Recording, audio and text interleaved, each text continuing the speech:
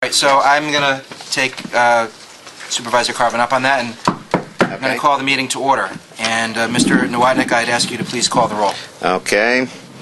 Commissioner Sack? Here. Commissioner Pagano? Here. Commissioner Rosenberg did call, asked to be excused. Commissioner Salanitro? Here.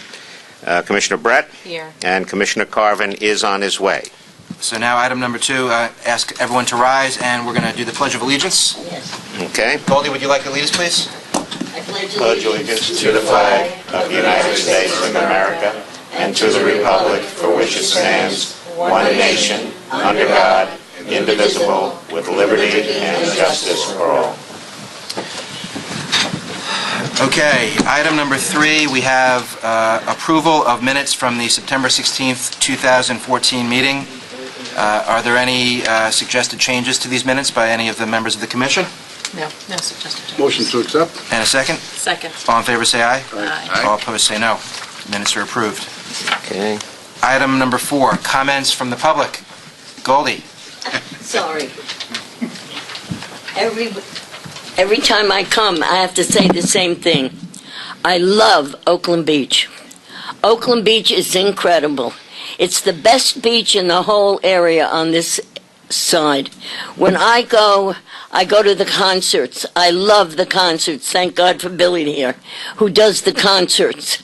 I think we need more concerts because I love the concerts. I love watching the moon come up, or the moon come up, and it's beautiful. It's absolutely beautiful. The sky is beautiful in that area. Okay? And I love helping him by trying to give out the programs. So what can I tell you? We are blessed in Portchester to be able to use Oakland Beach. We are blessed. Oh, I agree. We are blessed. Goldie. Yes, we are blessed. I love it, and I love going there, and I love helping out. And thank you very much for allowing me. Thank you for saying that again. And when the moon comes up in Rye, I tend to howl at it, Goldie. But Yeah, well, if you're down at the waterfront, when it comes up, and you're looking way over there, and it comes up, and the boats are floating around, and the colors of the stars it's gorgeous. are incredible. Thank you. So, are there any other members of the public? Yes, Linda Wells. Good evening. Hi, good evening. Linda Wells, Friends of Rytown Park. Just a few updates. I think it's probably something that Bill or Bishop is going to bring up tonight in terms of tree fertilization. Bartlett Tree Experts has been in the park. They've done soil sampling and identified trees that need to be fertilized, which is an exercise that takes place annually. And they've presented the bill in halves, half to the park, or the town of Rye, I guess, technically, and half to the Friends of Rytown Park. And our board has voted to pay our share. So I think allowing for your approval tonight on the park share that we can move forward with this. It's something that they'd like to do, I think, in the next 2 weeks.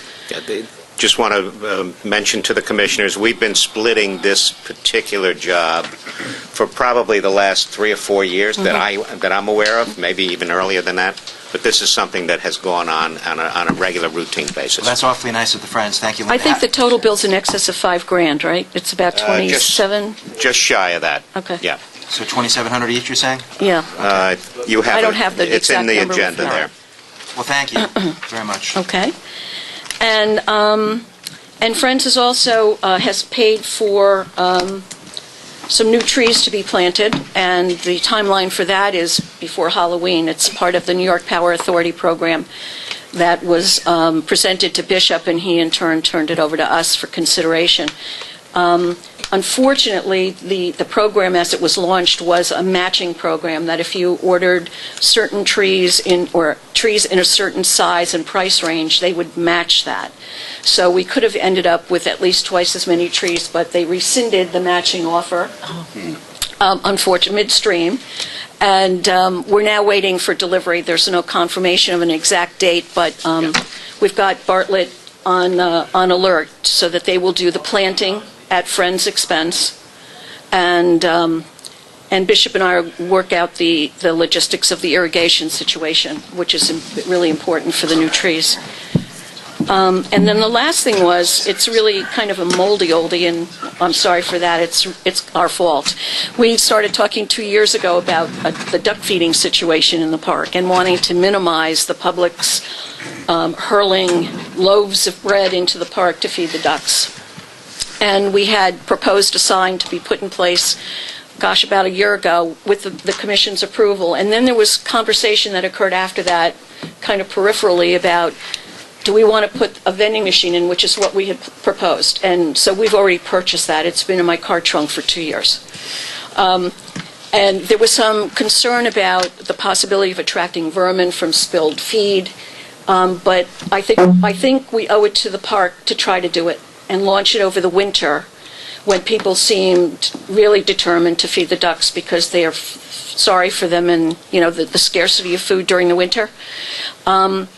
And it's a vending machine that you have to pay a quarter for to get a handful of feed. Friends will provide the feed, and we have to work out some kind of storage and access situation. When we first talked about this, Frank at the time said that there were storage facilities to put 50 pounds of feed somewhere in the park, and we could then fill the vending machine as we needed to. I think it's a good pilot program to see what happens.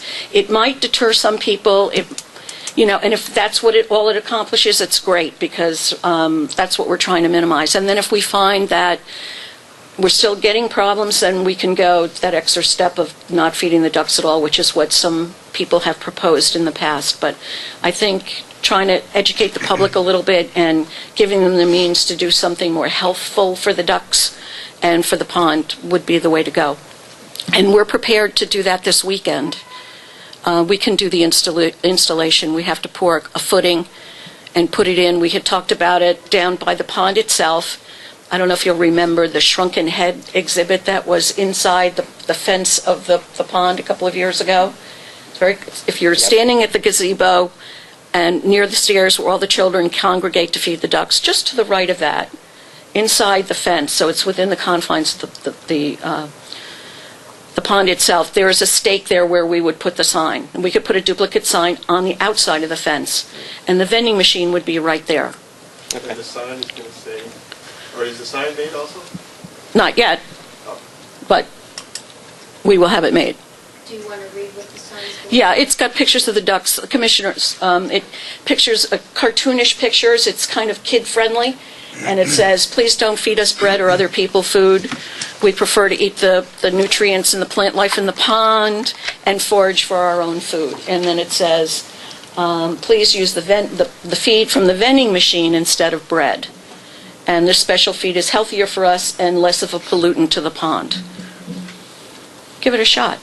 Give it a shot. Why not? Okay. All right. So if we'll get it in either this weekend or next, depending upon the sign production. Okay. And I think that's it. Linda, do you have, or want to give us a little update on where we are on park benches? I know No. it's been going back and forth. It's a little No. crazy. There's yet another meeting this Friday. Okay. Yes. There was a little bit of a glitch in the process. The original benches we had selected, based on cost, would have proven cost prohibitive to try to solicit public funding, we thought. And we were also, at the time, ready to step back from capital investments. I think you'll remember that. That was January, February. Anyway, in response to that, Bishop found another bench he thought would be suitable, less expensive. We explored that, and the upshot of it really is that the quality isn't near what we'd like it to be. So there is a bench from the same original manufacturer that we're now talking about. We have to dot the I's and cross the T's, because we've already reached out to potential donors a couple of times, and we need to iron this out and figure out who's paying for what to be able to make this a doable situation for everybody. But we're still in contact with the donors, so they kind of know we're in limbo. I would say from a staging standpoint right now, because it's October, it's November really, I don't know, we'll talk about this Friday. Bishop, Bill, Ann, and Muller and I are getting together to work this all out. And If we can work it out, then we're going to go ahead and purchase some benches. And whether they're stored until the spring, we can do that, but I think we need to make the commitment, take advantage of the current costs, and move forward with it.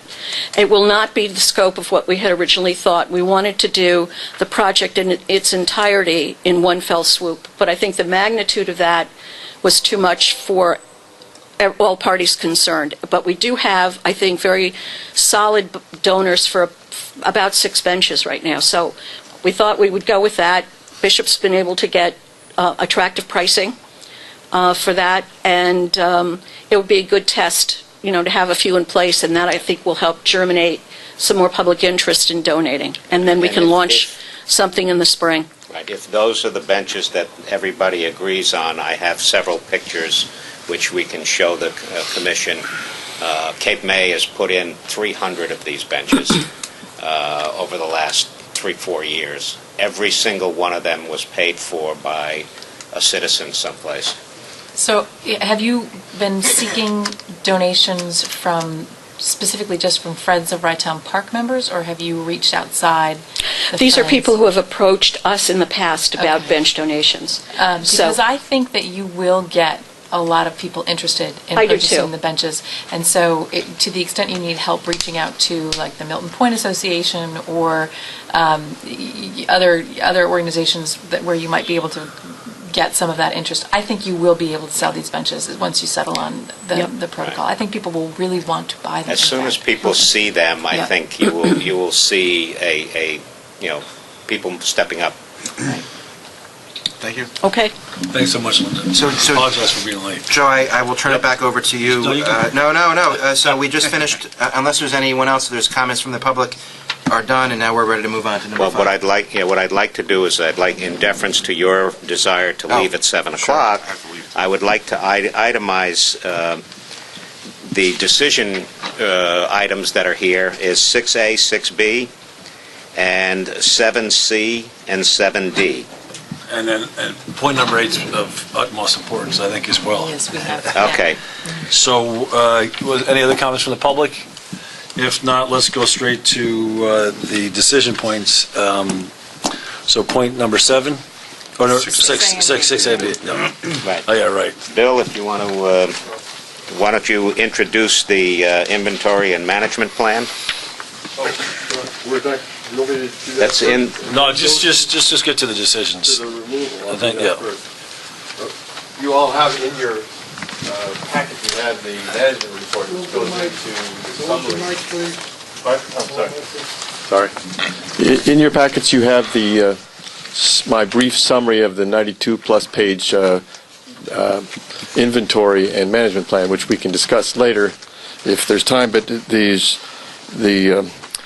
is the 6A. Consider Phase 2 of tree removal came from the inventory. They identified 33 trees which were to be removed because of the bad condition of the trees, one being dead, in fact. So back in the spring, we had taken all the first priority, which were 14 out of the 33 were first priority removals for safety, for all the obvious reasons why you'd want to get rid of trees that they were telling us should be removed. So we removed the top 8, and that leaves 6. And at the last commission meeting, there were some questions about whether these trees really need to be removed, and also there was also a question about whether or not, how the bidding process was. And as I said before, I think everybody is in agreement that the recommendation of the inventory was that these trees should be removed. And then secondly, we put it out to bid. We had something like 6 or 7 bids, including Bartlett, but the low bid was Central Tree Company.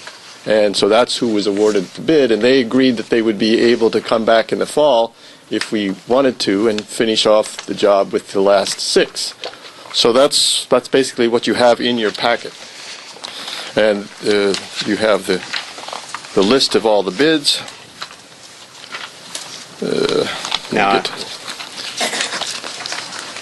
we just have the on page 2, we have the 2 phases All right, and if you look at it, Section A has already been taken care of. That's what you approved in the spring. Oh. Section B identifies the 6 remaining trees. And as I think Bill may not have stressed it, but these were the high priority removals. And that's what we focused on this first year, was these were the ones that, in the opinion of Bartlett, had to come out and should come out right away. There are many others that they're recommending be removed, but we have a year or 2 or 3 to take a look at them. A couple of questions. First Yeah. question is this, are all these, is this normal, the tree support, the parks, do you guys do the same thing in other parks as well? Where you consistently move, I don't know if any, where Commissioner Salanitro, were you? Yeah, there's always the opportunity to, investigate. I mean, are you supposed to cull? Prune, Yeah. remove if they're diseased or potentially hazardous to the general public. Absolutely. Yeah. Unfortunately, but it's part of what we got to do when you have an open park like that. Yeah, good. Also, many of these trees are very, very old. Many of them are mature, and that's part of the problem, is you've got trees out there that are 60, 70, 80 years old. Right. They're past their life. Yep. And the assumption is that the arborist obviously would look at it, and the last resort is a removal Yes. recommendation. Yes. In In fact, if you look at the total list of all the recommendations, that is by far the smallest number is to be removed. They identify a certain number of trees that have structural issues that need to be addressed. They identify almost 2/3 of them that need to have some kind of pruning for health and safety. And, they have some that need to be structurally improved, like through wiring. One has to be handled because of potential lightning.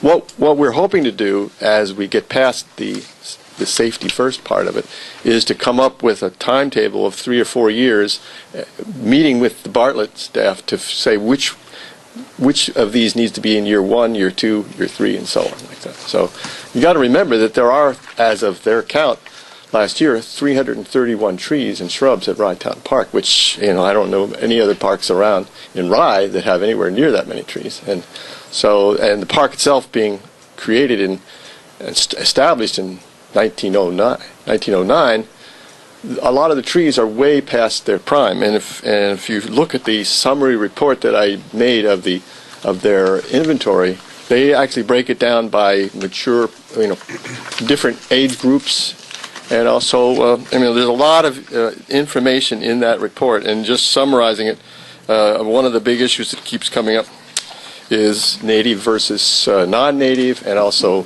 how does that tie in with invasive and non-invasive. So all that information is in this report, in the summary of it that I gave you.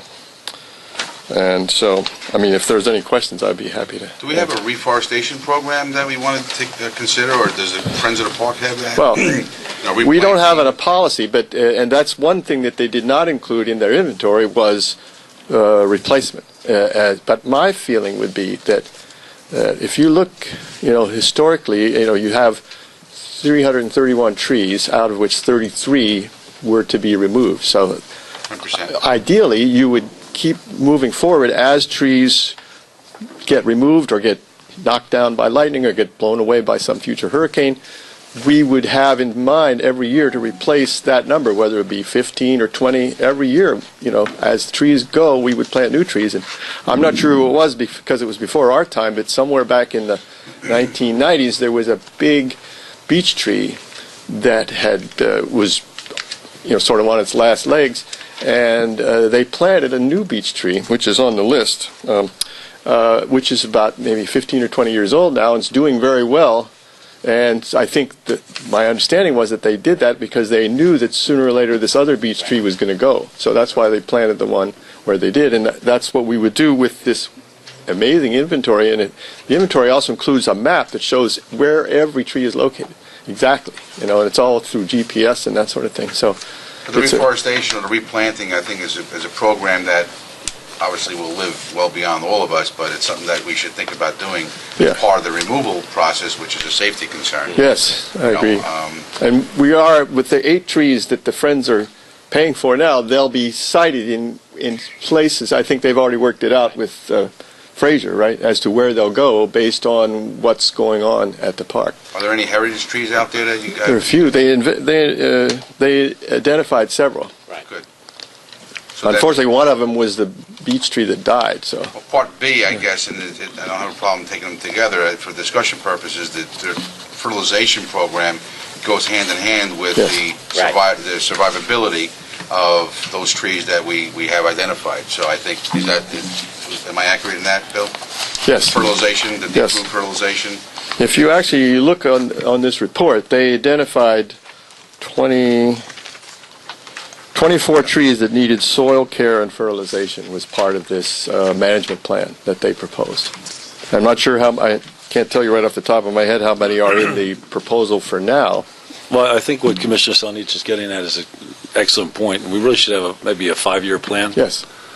And maybe, would you work on that? Yes.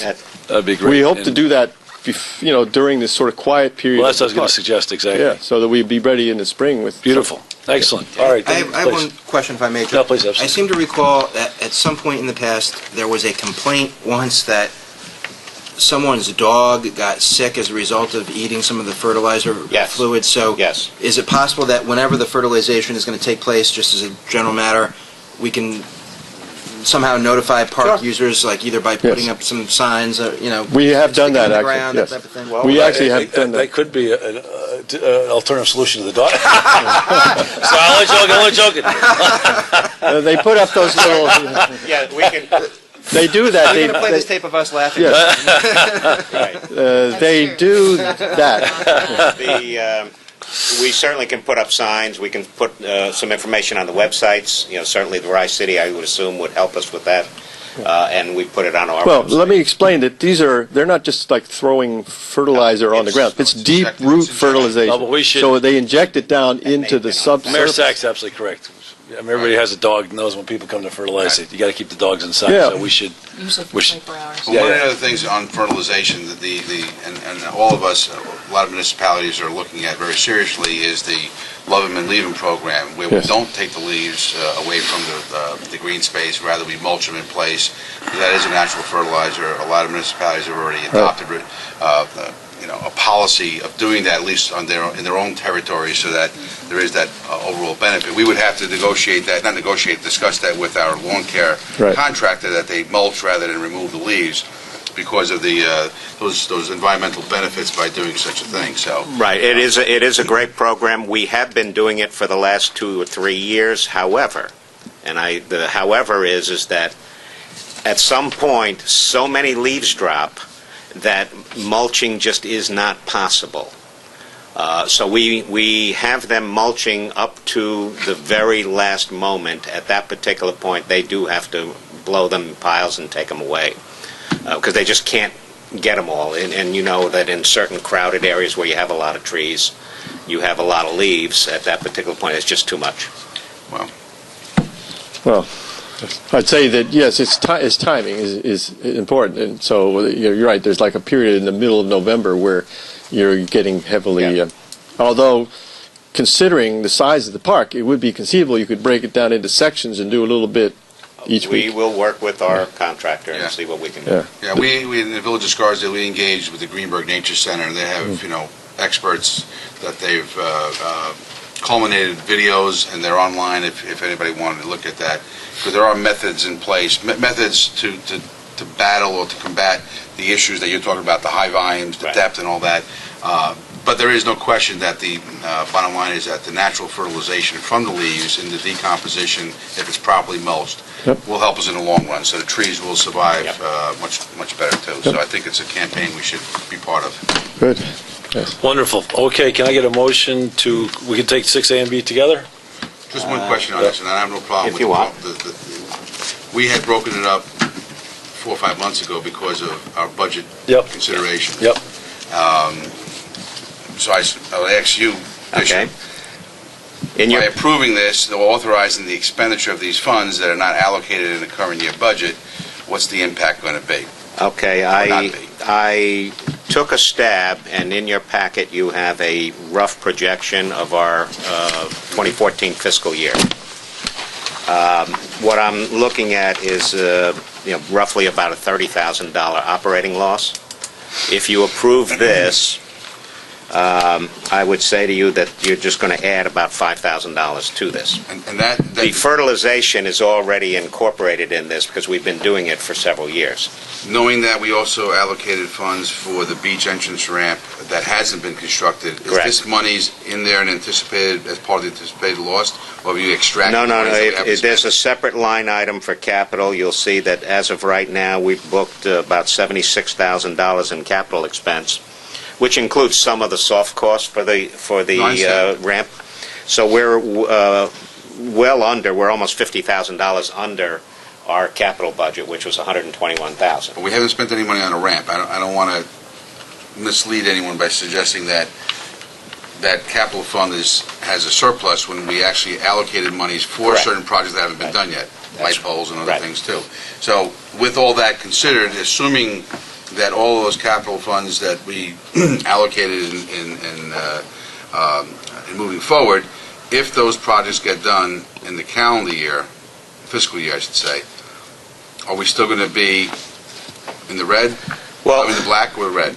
based on prior conversations at prior meetings, we did discuss the idea of kind of deferring the ramp to next year. So we have to vote on it again?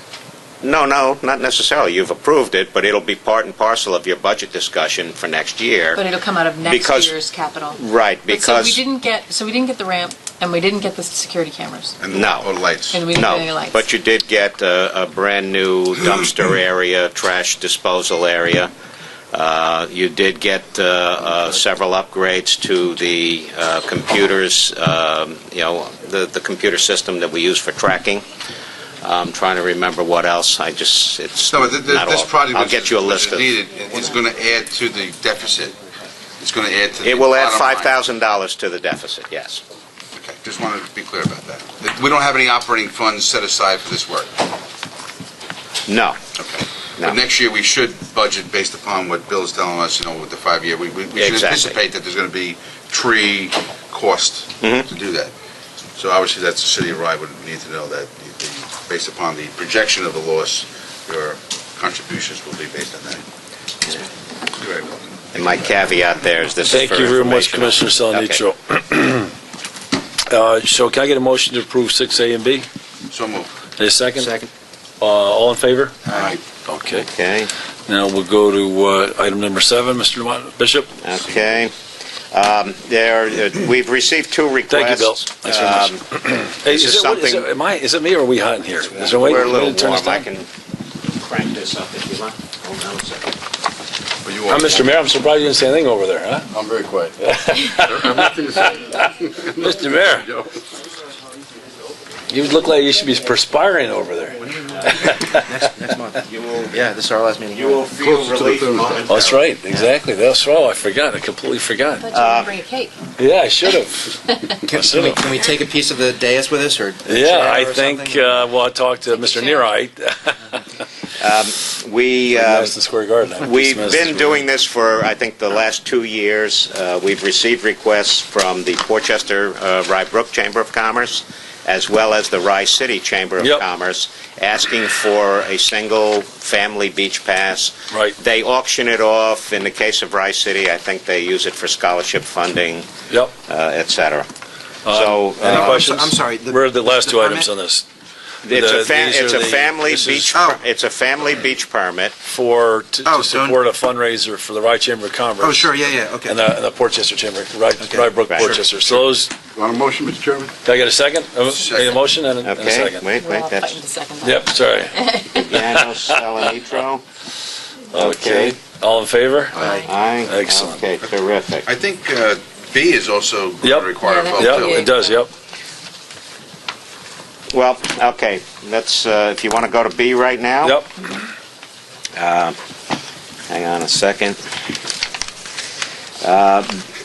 We have been getting filming requests, and we have also been trying to coordinate them with the city of Rye.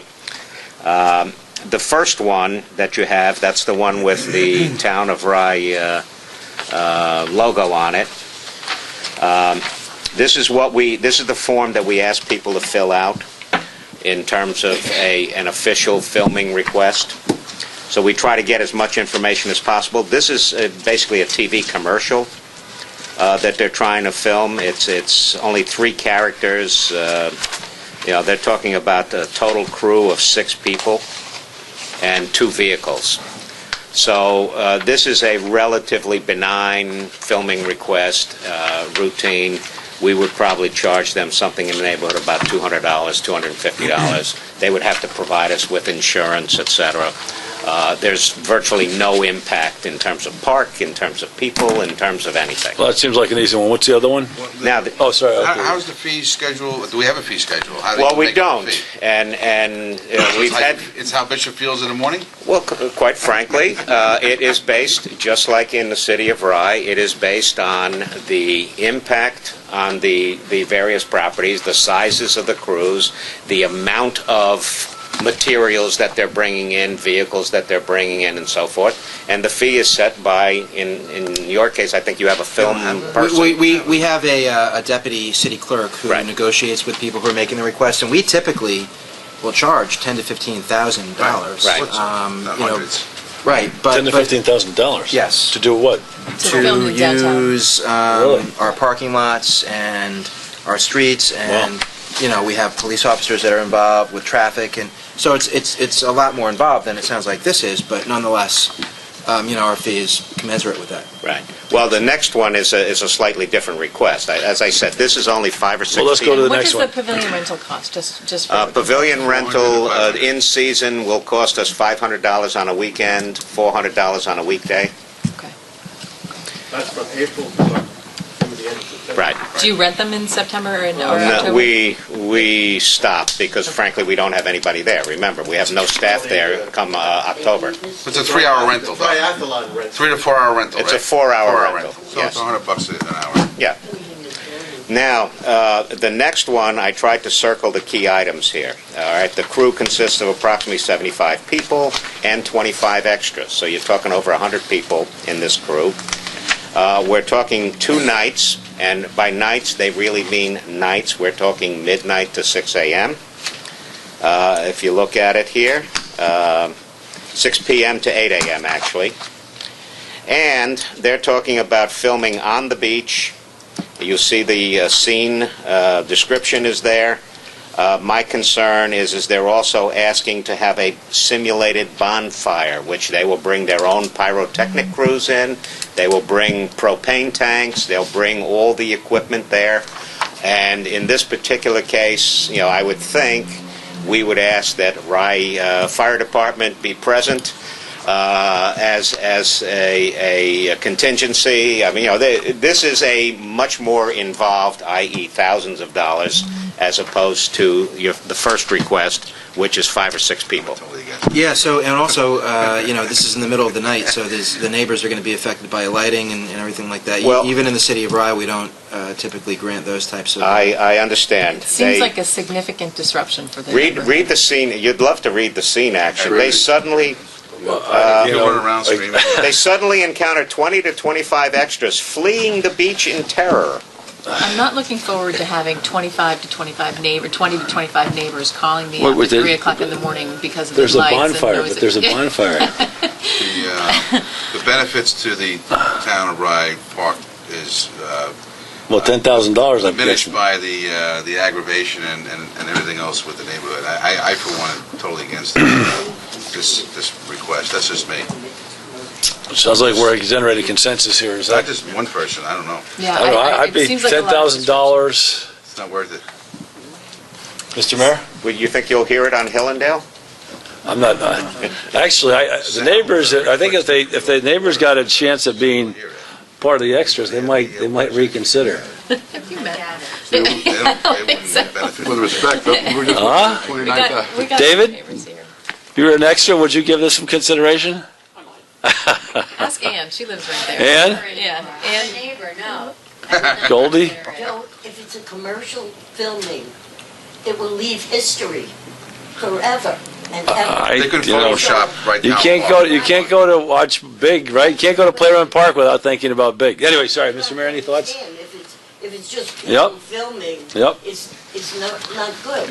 But if it's commercial filming, that would be all over the country and maybe I mean, all over. on a more, Leaving the beach and. well, hold on, on a more serious note, actually, on a more serious note, History is very important to keep alive. on a more serious note, just to generate a conversation at least. I mean, if we could generate between $10,000 and $20,000, We're looking at a $29,000 deficit already. that's my point. I'm saying you guys are, we worry about every penny here. We're really in a capital deficit. I guess my only question before we reject it out of hand, would it make sense for, Bishop, along with your person that does this, Mr. Mayor, that this traditionally does that, if we can provide and also, extract, in other words, if we can get comfort that one, clearly there's a safety issue here. Mm-hmm. Secondly, the impact of the noise, obviously we have to measure that. And I guess before we reject that, I think they have it sounds like they have a huge hurdle to overcome. But I guess $20,000 hurdle. Can I just say something? Please. This filming scene seems entirely inconsistent with a beach that's set in a residential neighborhood. That's my concern. That this is not a park that's remote from sleeping neighbors. It's in the middle of a residential neighborhood. So this kind of scene where you've got a lot of light, you've got fire, you've got screaming as part of the action, seems to me just entirely consistent with our park and the neighborhood where it's set.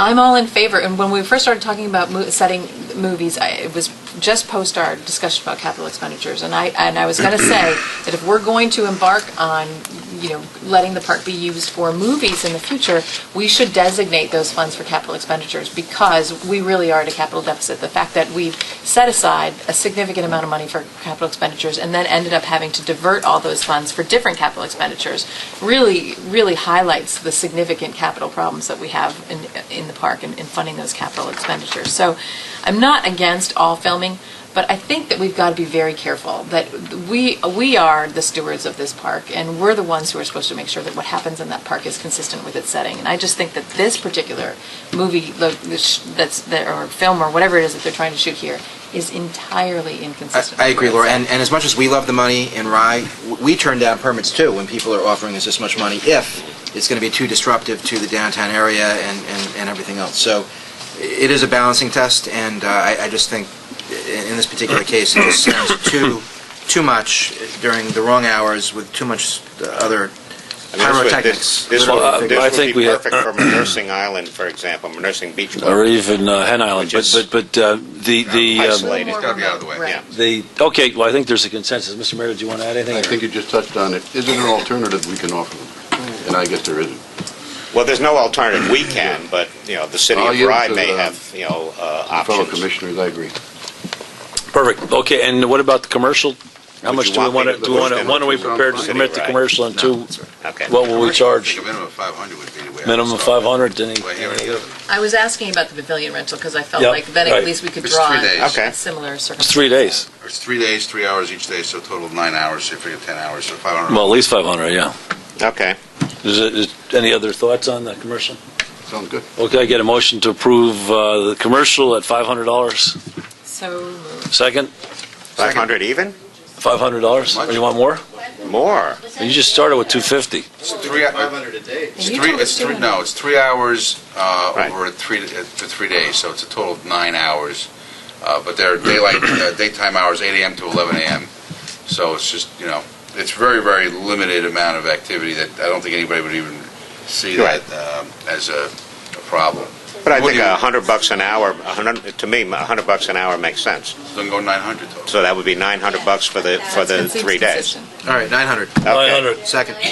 Okay, so we got a second. All in favor of the commercial at $900? Okay. Okay, fantastic.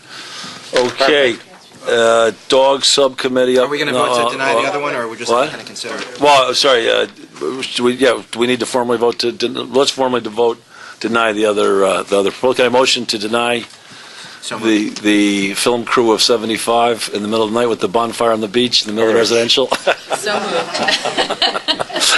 Can I get a second? All in Okay. favor? Wait, who? All opposed? No, I'm joking.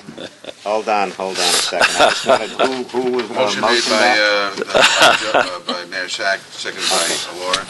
Okay, Zach, correct? Okay, great. That's right. All right. Hopefully this is the most fun commission, right? Well, actually, as we head into the dog subcommittee.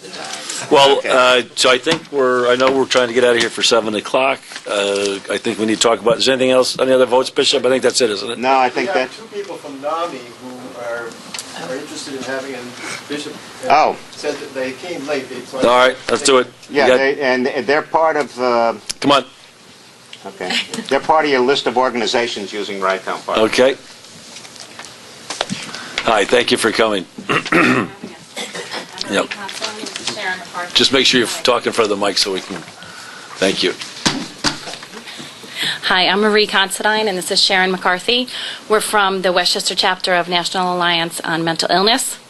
And for the past few years, we've held our annual walk at Rydtown Park, leading into Playland. So no bonfires, no screaming people, very quiet on a Saturday morning, and we feel that Rydtown Park, we'd like to be our home for our walk.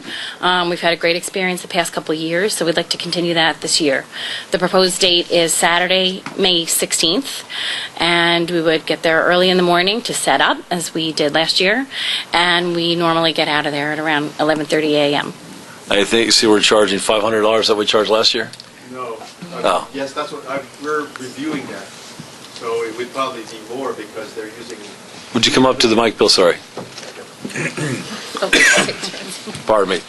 Yeah, I invited them to come. So last year we paid... Last year was $500. What we're doing is reviewing all the thons, all Yep. the walkathons, Yep. to see how much space and time they actually use. And as Marie mentioned, they come in at 6 in the morning, use Yep. both pavilions, and finish somewhere between 12 and 1 So o'clock. what's your recommendation, So Bill? we're recommending, we don't necessarily have to decide this tonight because it's not until next May. Right. So what I would recommend is that we go over this and then Terrific. I think contact that's them. right. Because But I wanted them to give them the opportunity to speak with the Well, group. you can. I'm very. That's what I just said.